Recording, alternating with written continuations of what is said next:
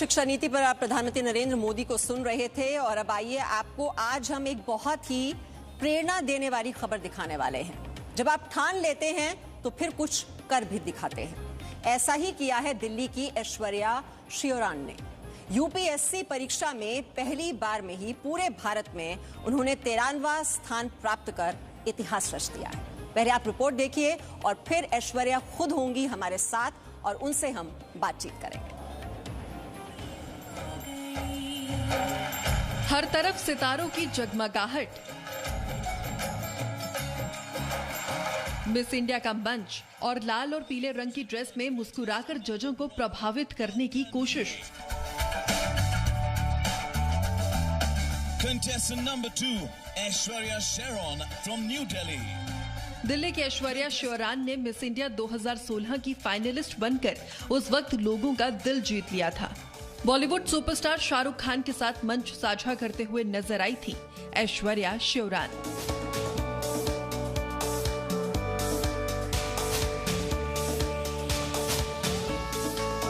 लेकिन इस वक्त ऐश्वर्या शिवरान सोशल मीडिया पर छाई हुई है। जिस वजह से वो खबरों में है उसे सुनकर आप हैरान जरूर रह जाएंगे।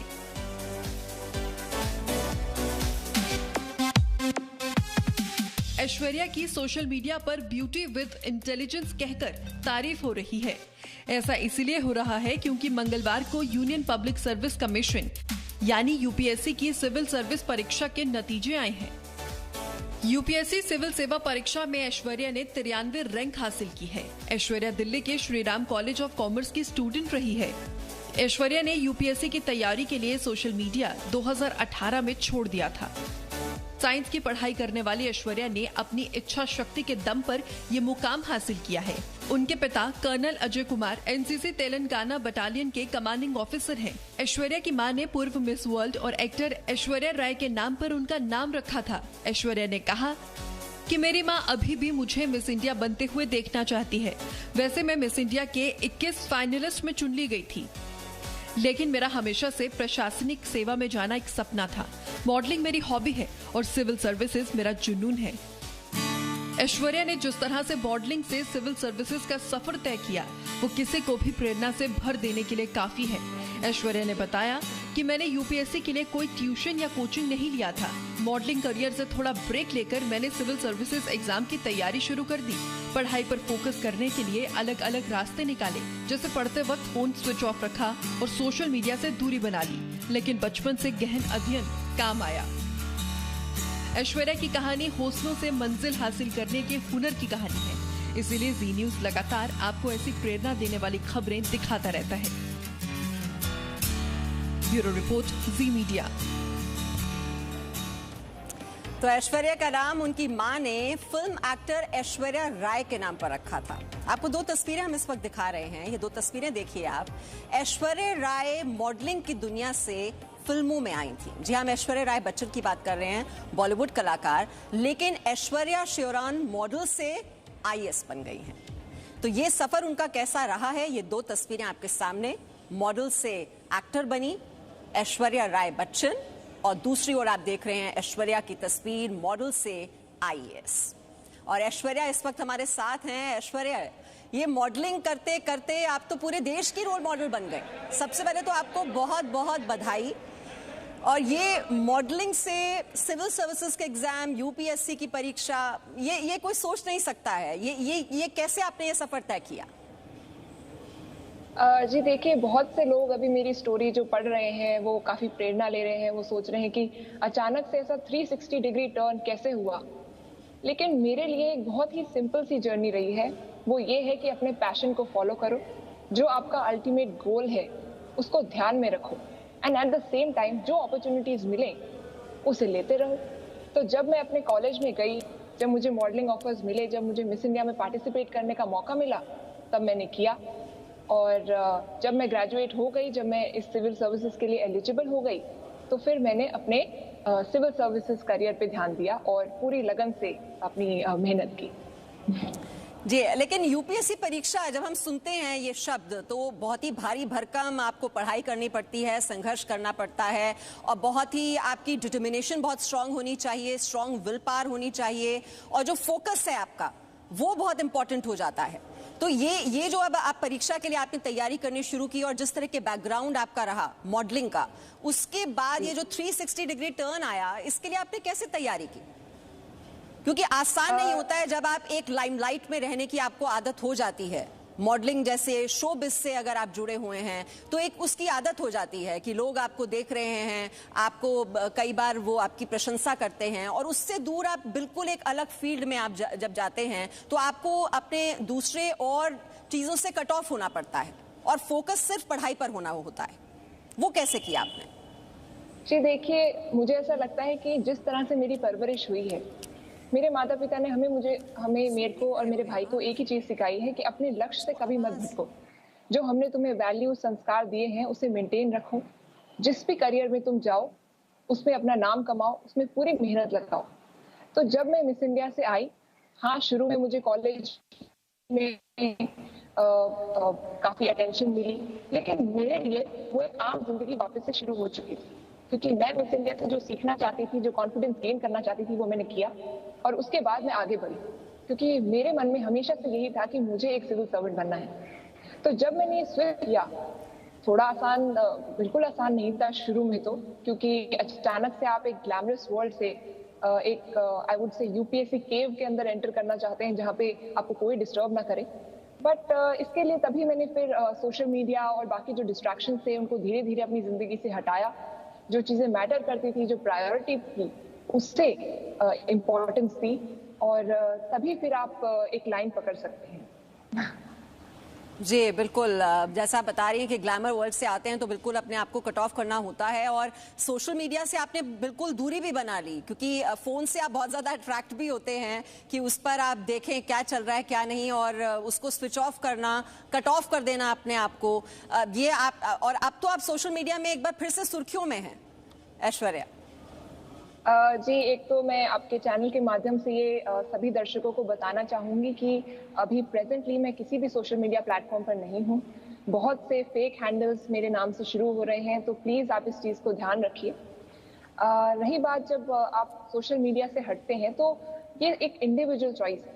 मैं सोशल मीडिया से हटी, वो मेरे सिविल सर्विसेज से ज़्यादा वो मेरे खुद के अपने ग्रोथ के लिए था। मुझे ऐसा लगा कि सोशल मीडिया मेरे लिए मेरे ऊपर बहुत हावी होने लगा है। जब तक आप टेक्नोलॉजी को अपने काम के लिए इस्तेमाल करें, अपने फायदे के लिए इस्तेमाल करें, तब तक वो आपको साथ देता है। लेकिन जब when you start becoming a slave to the same technology, जब आप सुबह उठते ही अपना फोन चेक कर रहे हैं, तो कहीं ना कहीं आपकी जो दिनचर्या है, आम जिंदगी है, वो इफेक्ट होती है। आपकी रिलेशनशिप से लेकर आपके करियर तक सब कुछ इफेक्ट होने लग जाता है। तो मुझे लगता है कि जितना इम्पोर्टेंट इंटरनेट, फोन का इस्तेमाल है, उतना ही इम्पोर्टेंट ये भी है कि आप समझें कि कब उसे बंद करना है, कब आपको अपने जो लक्ष्य है उस पर ध्यान देना है। तो मुझे लगता है कि अगर आप ये डिस्ट्रैक्शन जो आजकल बहुत सारे हैं, उससे थोड़ा अपने आप को हटा सकें, इतने बड़े करियर गोल के लिए आपको थोड़े सैक्रिफाइसेस करने ही पड़ते हैं, सबको करने पड़ते हैं। तो मुझे लगता है अगर सिविल सर्विसेज में अगर 93 रैंक लाने से अगर मुझे ये थोड़े बहुत सैक्रिफाइसेस करने पड़े, तो इसमें मुझे कोई रिग्रेट नहीं है।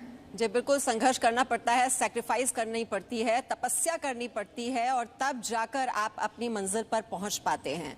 ऐश्वर्या, आपका लक्ष्य क्या है? आप जो यूपीएससी परीक्षा आपने दी, बहुत ही अच्छा प्रदर्शन उसमें आपका रहा, 93rd रैंक उसमें आपकी आई, लेकिन किस मकसद, किस सोच के साथ आपने इस परीक्षा में हिस्सा लिया है और क्या आप करना चाहती हैं? जी देखिए, स्कूल टाइम से ही मैं सिविल सर्वेंट बनना चाहती थी, तो बचपन से ही सपना तो यही था। लेकिन ये एक it's not an and in itself, ये अपने आप में एक मुकाम नहीं है। ये सिविल सर्विसेज भी एक प्लेटफॉर्म है अल्टीमेटली देश और लोगों की सेवा करने का।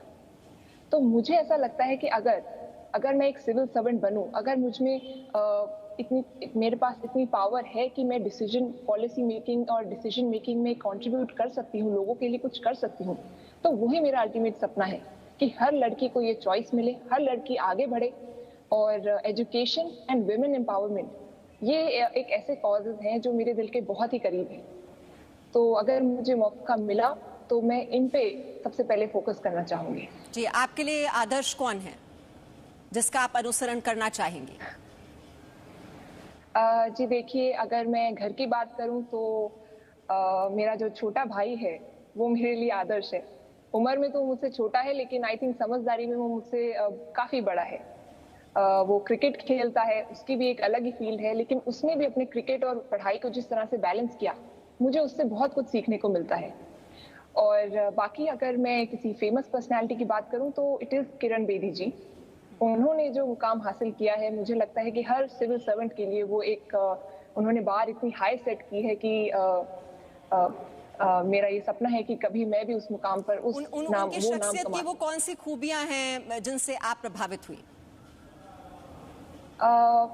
मुझे ऐसा लगता है कि करेज और फियरलेसनेस जो किरण बेदी जी ने दिखाई है, the first IPS officer of India, वो अपने आप में ही एक बहुत बड़ा मुकाम है।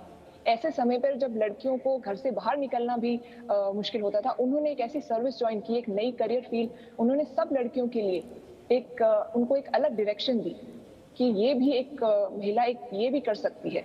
तो मुझे ऐसा लगता है कि यही मेरे लिए एक प्रेरणा है कि कभी लाइफ में रिस्क लेने से मत डरो। If you have courage in your heart, conviction in your mind and a smile on your face, you can do anything. जी, लेकिन आप साथ ही साथ हम ये भी देखते हैं ऐश्वर्या कि किस तरह से ताकत और जब बल की बात करते हैं, जो मनी पावर है उसका किस तरह से बेजा इस्तेमाल किया जाता है।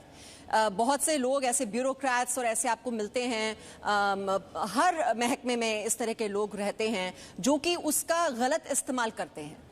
तो ये भी किस तरह से आप सुनिश्चित करेंगी, क्योंकि कहीं ना कहीं जब आप नीचे लेवल पर स्टार्ट करते हैं और ऊपर से जब प्रेशर आता है, उस प्रेशर में काम करना और आगे बढ़ना, वो एक बैलेंस बनाकर चलना, ये भी एक बहुत बड़ी चुनौती है आज के दौर में। उसको कैसे बैलेंस करेंगे? जी बिल्कुल, मुझे लगता है कि ब्यूरोक्रेसी में काफी प्रेशर होता है पॉलिटिकली, और हर तरह के प्रेशर होता है। आजकल सोशल मीडिया भी बहुत एक्टिव है, मीडिया है, सब चीजों का प्रेशर होता है। किसी भी डेमोक्रेसी में ये बहुत आम चीज है। लेकिन मुझे ऐसा लगता है कि जो सिविल सर्वेंट्स को जो आजकल ट्रेनिंग दी जाती है, ये एक ऐसा इंस्टीट्यूशन है जिसमें आपको ऑब्जेक्टिविटी एंड न्यूट्रलिटी, ये दो प्रिंसिपल से बहुत ज्यादा फोकस किया जाता है। आपका काम है देश की सेवा करना, लोगों की सेवा करना, जो पॉलिसी बनी है उसको पूरी शिद्दत से इम्प्लीमेंट करने में सहयोग देना। तो मुझे लगता है अगर आप ये लाइन पकड़ के चलें तो किसी भी तरह का प्रेशर आप झेल सकते हैं। जी, अच्छा, बस मेरा आखिरी सवाल है ऐश्वर्या आपसे कि आपने कौन से सब्जेक्ट्स, कौन से विषय चुने इसमें, और जो बहुत से हमारे और एस्पिरेंट्स हैं, क्योंकि यूपीएससी जो कि बहुत ज़्यादा वो मानी जाती है महत्वाकांक्षी भी, और बहुत ही उसमें प्रतिभाशाली जो छात्र हैं वही अपनी जगह बना पाते हैं, ऐसे में जो टिप्स आप देना चाहेंगे ऐसे एस्पिरेंट्स को जो यूपीएससी परीक्षा में वहाँ पर भाग लेना चाहते हैं? जी, अगर आपके पहले सवाल का मैं जवाब दूं तो मेरा सब्जेक्ट जो ऑप्शनल सब्जेक्ट था वो था इकोनॉमिक्स, बिकॉज मैंने एसआरसीसी से इकोनॉमिक्स ऑनर्स किया, तो मेरे लिए वो नेचुरल चॉइस थी। बहुत से लोग सब्जेक्ट में कंफ्यूज हो जाते हैं, लेकिन मैं उनको यही कहना चाहूंगी कि आप वो सब्जेक्ट चुने जो आपके इंटरेस्ट का है।